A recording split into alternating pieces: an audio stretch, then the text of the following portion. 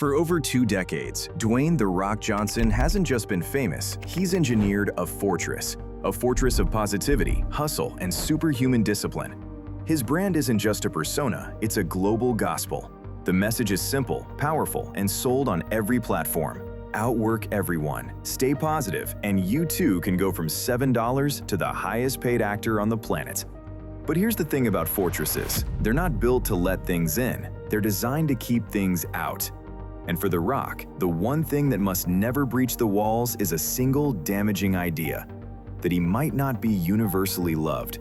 We see the curated perfection, the inspirational posts, the heroic movie roles where his character, by contract, can never truly lose. He is, by all public metrics, the people's champion. But behind the gleaming battlements of that brand, a very different story has been simmering for years. A story not of adoration, but of resentment. Not of teamwork, but of corporate mutiny.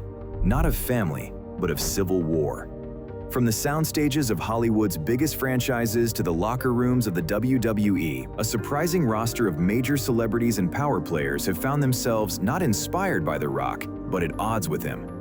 Their complaints are startlingly consistent.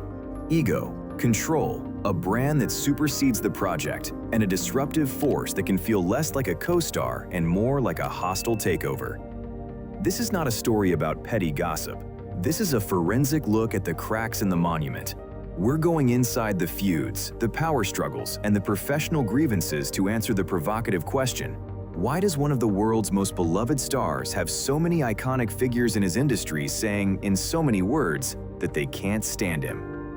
First, we travel to where the first major crack in the fortress appeared, not in a superhero universe, but in a family business that was about to explode from the inside. Make sure to hit that subscribe button for more Hollywood behind-the-scenes stories. The Family Civil War. The Fast and Furious Feuds. This is the story of how the family nearly tore itself apart. For years, the public image of the Fast and Furious franchise was one of unbreakable brotherhood. But beneath the hood of this multi-billion-dollar machine, a fundamental clash of egos, philosophies, and power was threatening to blow the whole thing sky high. The cast and crew were stunned in August 2016.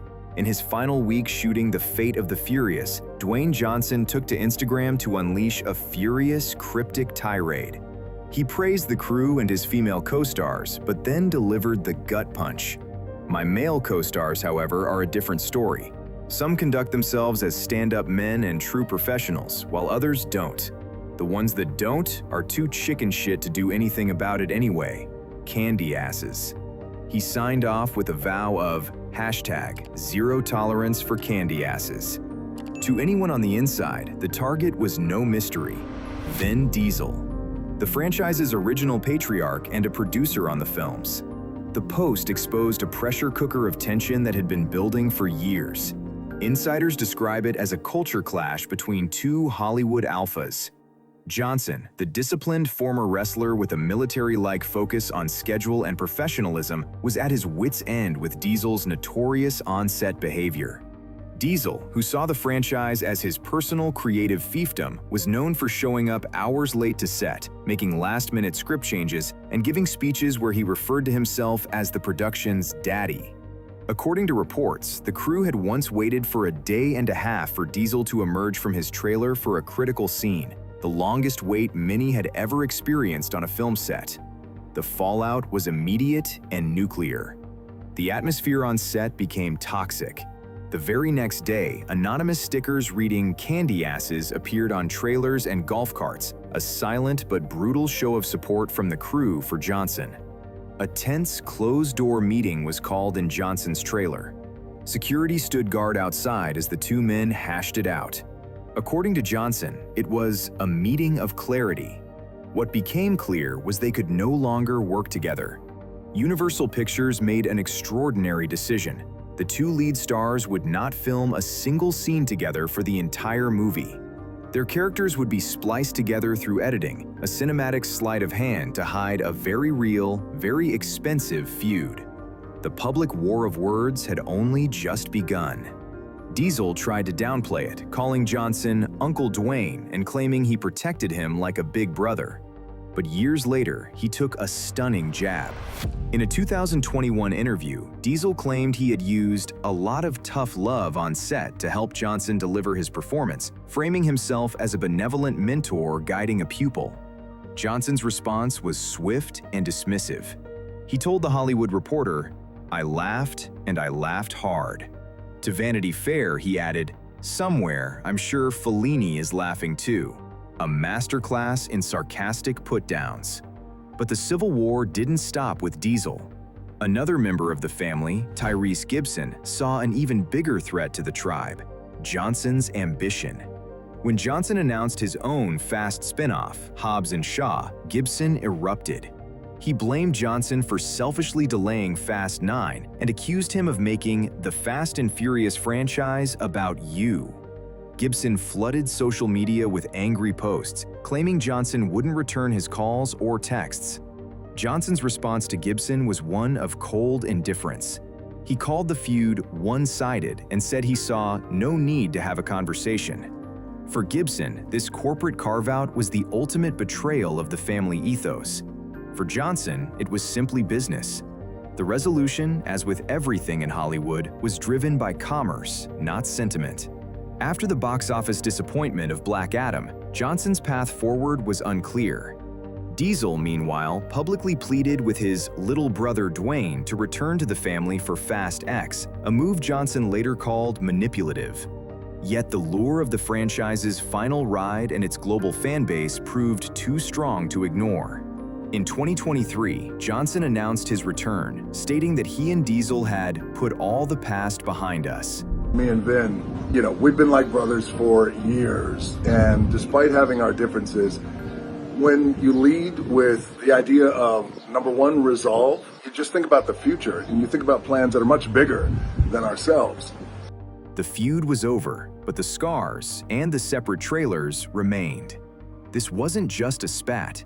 It was a seismic event that permanently reshaped one of Hollywood's biggest franchises, proving that even a family built on loyalty could be fractured by the gravitational pull of two massive, colliding stars.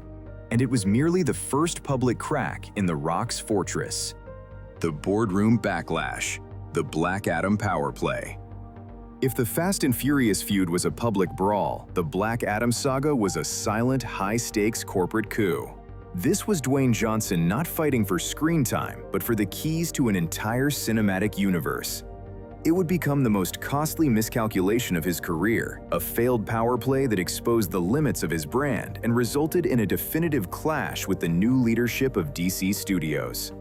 The campaign began years before the film's release. Johnson didn't just promote Black Adam, he positioned it as a hostile takeover of the DC Extended Universe, DCEU. His repeated mantra, "The hierarchy of power in the DC universe is about to change," was less a tagline and more a corporate manifesto. He framed his anti-hero not as a villain, but as a disruptive, more powerful force destined to dethrone the established order, explicitly setting his sights on Superman. From the outset, he treated the character not as part of an ensemble, but as a new franchise cornerstone to be built around his own star power. Behind the scenes, Johnson operated with the autonomy of a studio head, not a contracted actor. His most brazen move was bypassing the existing DC Films leadership entirely. When then DC Films president Walter Hamada vetoed the return of Henry Cavill's Superman, Johnson went over his head. He took his multi-year plan for a Black Adam franchise, centered on a showdown with Cavill's Man of Steel, directly to Warner Bros. Discovery CEO David Zaslav and secured approval. This wasn't just ambition, it was an act of corporate insubordination that didn't sit well with executives and deliberately undermined the studio's chain of command. The film's October 2022 release was meant to be Johnson's coronation. For a brief moment, it seemed the coup might succeed. Black Adam scored the biggest opening weekend of Johnson's career, and the cameo he'd fought for, Henry Cavill's return as Superman, sent fans into a frenzy. Then, the reality of the box office hit like a super-powered punch. The film stalled, earning a global total of $393 million. Against a production budget estimated between $190 to $260 million, plus massive marketing costs, this was a definitive financial disappointment. Reports swirled that the film needed to make $600 million just to break even, leading to an estimated loss of $50 to $100 million. In a desperate attempt to control the narrative, Johnson's team allegedly leaked misleading financial data to the press, claiming the film would turn a profit of $52 to $72 million, a move industry insiders later called one of the sillier trade stories of all time. The true, definitive backlash came not from the box office, but from the boardroom. Just 1 week after Black Adam's release, Warner Brothers made a seismic announcement. James Gunn and Peter Safran were appointed as the new co-CEOs of DC Studios. The message was unambiguous. Johnson's end run around management and his attempt to steer the DC universe had been preempted. Gunn and Safran, brought in for a clean slate reboot, swiftly made it clear Johnson's version of Black Adam was not part of their future. Johnson's response was to blame the vortex of new leadership, comparing his ousting to a new NFL owner firing a championship-winning coach and quarterback. I think Black Adam was one of those movies that got caught in that web of new leadership. And, you know, that will always be one of the biggest mysteries, I think, not only for me and us on our end, but also throughout our business. But the subtext was clear. The new regime saw him as a problem, not a partner. The man who tried to commandeer a universe was unceremoniously benched. His grand plan, years in the making, was terminated not with a bang, but with a polite corporate statement about exploring future DC multiverse chapters. Black Adam proved a brutal lesson. In Hollywood, star power is currency, but failed coups are not forgiven. It revealed that Johnson's brand of winning, the sheer force of will that worked in wrestling and family franchises, could not bend an entire studio to his vision. The clash with Gunn and Safran wasn't a personal feud. It was a strategic, decisive rejection by a corporation reclaiming control of its own destiny. Having been outmaneuvered in the corporate suites of Hollywood, Johnson would retreat to the one kingdom he thought he still ruled absolutely, the world of professional wrestling. But as we'll see next, even there, the once unquestioned people's champion was in for a revolt from the very fans who built his throne. The Ring of Rivals, WWE Grudges and Sports Spats. For Dwayne Johnson, the world of professional wrestling was supposed to be a sanctuary. It was the crucible that forged his identity, the arena where The Rock was born, and the one kingdom where he could always return as its undisputed people's champion. But as his Hollywood star began to wane, his return to the WWE in 2024 revealed a startling truth. His throne was no longer guaranteed. What he found instead was a landscape of simmering resentment, fresh rivalries, and a fan base ready to revolt. This was the arena where corporate clout met grassroots rebellion, and it exposed a new layer of animosity aimed at Johnson. The flashpoint was WrestleMania 40. Johnson, freshly appointed to the board of WWE's parent company TKO, arrived not as a returning hero, but as a corporate raider with a script in hand.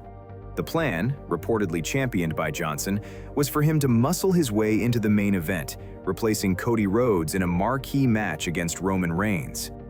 For Johnson, this was the ultimate power play, using his boardroom influence to script himself as the centerpiece of wrestling's biggest night. But he profoundly misread the audience. The WWE fanbase had spent a year investing emotionally in Cody Rhodes' quest to finish the story. When Johnson attempted to hijack that narrative, the backlash was immediate and deafening. The hashtag #WeWantCody trended globally, and Johnson was met not with cheers, but with a stadium of thunderous boos. The revolt was so powerful that WWE was forced into a stunning public reversal, reinstating Cody Rhodes to his rightful spot. This public humiliation ignited and exposed deeper, long-simmering tensions backstage. The most significant was with Paul "Triple H" Levesque, WWE's chief content officer. Johnson's end run around the planned WrestleMania storyline was seen as a direct insult to Triple H's creative authority. Reports swirled that Johnson, with his board seat and his longtime writer Brian Gewirtz, was attempting to build a parallel creative structure to eventually take control. The tension became so palpable that during Triple H's Hall of Fame induction speech, a moment to thank everyone, he pointedly never mentioned The Rock's name. When Johnson later publicly criticized how the WrestleMania 41 main event was booked, a show orchestrated by Triple H, industry observers saw it as a passive-aggressive slap in the face to the game. The conflict extended to the stars themselves. While his partnership with Roman Reigns was a centerpiece of the new story, it was born from Johnson's failed coup. More telling were the clashes with current top talent. Multiple reports indicate that Johnson pushed for Cody Rhodes to undergo a heel turn, transforming the fan favorite into a villain. The person I hate the most is Dwayne Johnson, board of directors of the WWE and TKO. That's who I am angry at right now, because I am looking at the board of director that came in, used his power to take this opportunity away from Cody and put himself. WWE's creative leadership, recognizing Rhodes' immense popularity and merchandise sales, flatly rejected the idea. Furthermore, wrestling commentator Dave LaGreca publicly accused Johnson of throwing Triple H under the bus for the failed WrestleMania 40 plan. Completely throwing Triple H under the bus. That's exactly what The Rock did. Johnson fired back on social media, telling LaGreca to stop ranting and offering a sarcastic invitation to join me, Cody, Cena, Bryan, and the rest of us for our creative discussions. Noticeably absent from that invite list was Triple H. Even legends from his past resurfaced with old grievances. John Cena, who once feuded bitterly with Johnson over his move to Hollywood, has since offered a profound and public apology. Cena admitted he violated Johnson's trust and was short-sighted and selfish, acknowledging he became who I despised by later pursuing the same Hollywood path. However, the shadow of older animosities, like the long-rumored dislike from Shawn Michaels, still lingers as part of his complicated legacy in the locker room. The WWE experiment proved that Johnson's brand of corporate power had limits. He could secure a board seat and ownership of his own name, but he could not command the authentic affection of a modern audience or the unwavering respect of the creative team. In the ring, he discovered that the most dangerous rivals weren't always the ones in the opposite corner. Sometimes, they were the fans in the stands and the executives in production meetings. He was booed as a corporate villain, not welcomed as a returning hero. The fortress of positivity had been breached from within his own homeland. Having faced rejection in franchise films, a failed coup in a superhero universe, and a revolt in his wrestling kingdom, only one domain remained to scrutinize: the day-to-day reality of working alongside him. The final act would examine the most damaging allegations of all, not about his brand or his ambition, but about his fundamental professionalism on set. The professional paradox: reports versus reputation. The image of Dwayne Johnson as the hardest-working man in Hollywood is a monument he helped build. His social media empire, with nearly 400 million followers, showcases a dizzying schedule of pre-dawn workouts, cheerful set visits, and inspirational mantras. It's the engine of a brand built on relentless positivity and superhuman discipline. But in recent years, a series of behind-the-scenes reports has created a stark paradox, painting a picture of a star whose professional conduct is at direct odds with the disciplined, respectful persona he projects. This is the reality behind the reputation. The most consistent and damaging allegation is a pattern of chronic, extreme lateness. In September 2024, a report from The Wrap featured claims from more than a dozen sources on the set of the holiday film Red One.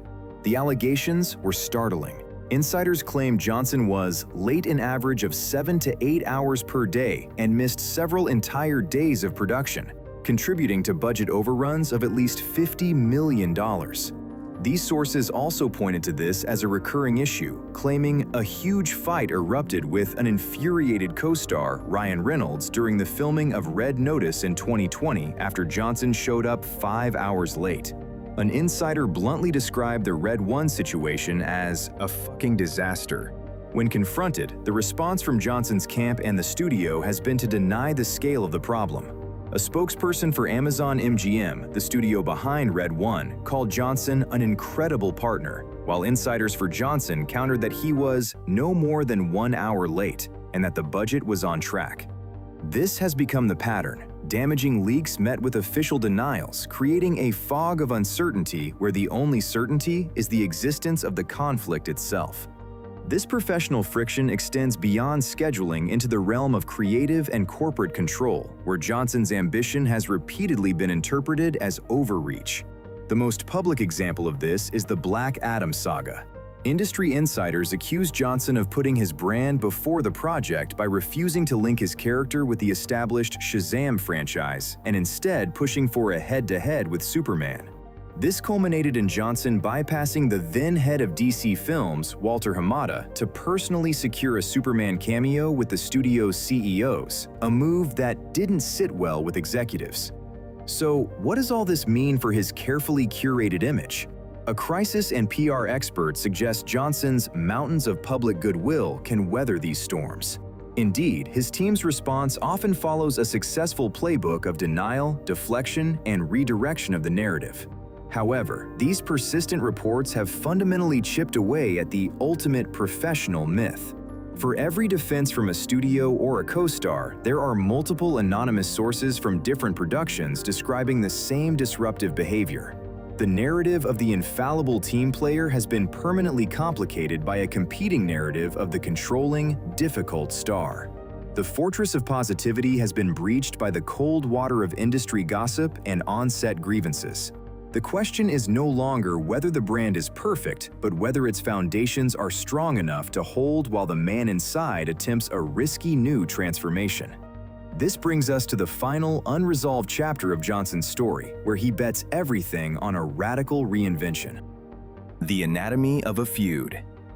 So why does a figure built on such bulletproof, universal appeal seem to spark so much conflict?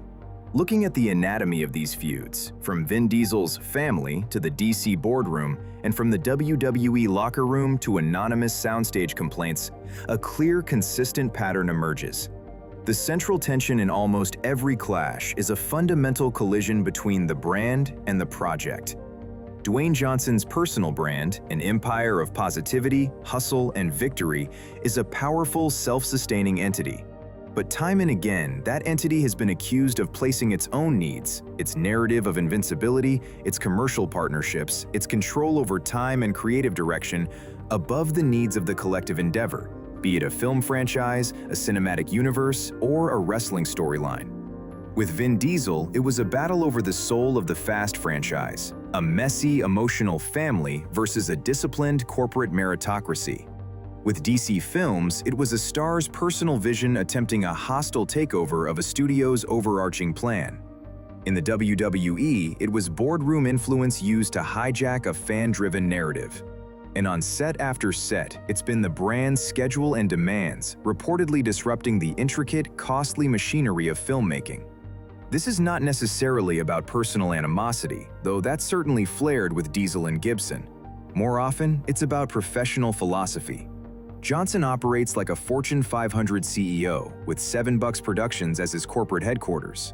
His brand is the product, and every movie, every promo, every social media post is a branch of that business. This corporate mindset, while wildly successful in building his empire, inevitably grates against collaborators who see themselves as artists, storytellers, or part of a creative ensemble. When The Rock shows up, he isn't just an actor, he's a merger. The other critical ingredient is control. The no-lose clauses, the reported script approvals, the end runs around creative executives, and the alleged insistence on his own rigid timelines all point to a deep-seated need to manage every variable. This need for control is the logical extension of a brand built on flawless, inspirational victory. To show weakness, to be late, to lose, even fictionally, is to introduce a crack in the monument. Yet this very instinct for total control is what has bred the deepest resentment, as it strips agency from directors, writers, co-stars, and fellow executives. Where does this leave us? The legacy of Dwayne Johnson is currently bifurcated. There is the public legacy, the inspirational figure, the box office titan, even if recently faltering, the man who redefined what a movie star can be in the social media age. And then there is the industry legacy, a more complicated tapestry of awe at his success, frustration at his methods, and wariness of the disruptive force he can represent. The feuds are not signs of his failure, they are symptoms of his unique, overwhelming success. He became so big that he stopped being a player and tried to become the owner of every game he entered. Sometimes, as with Hobbs and Shaw, that worked. Often, as with Black Adam and WrestleMania 40, it spectacularly did not. The final haunting question is whether the man can ever escape the brand's shadow. Can Dwayne Johnson, the actor seeking dramatic credibility in projects like The Smashing Machine, finally operate without the armor of The Rock? Or is the brand, with all its attendant demands and conflicts, now inextricable from the man? The feuds tell us that for many in Hollywood and beyond, the persona is all they see, and for some, that's exactly the problem.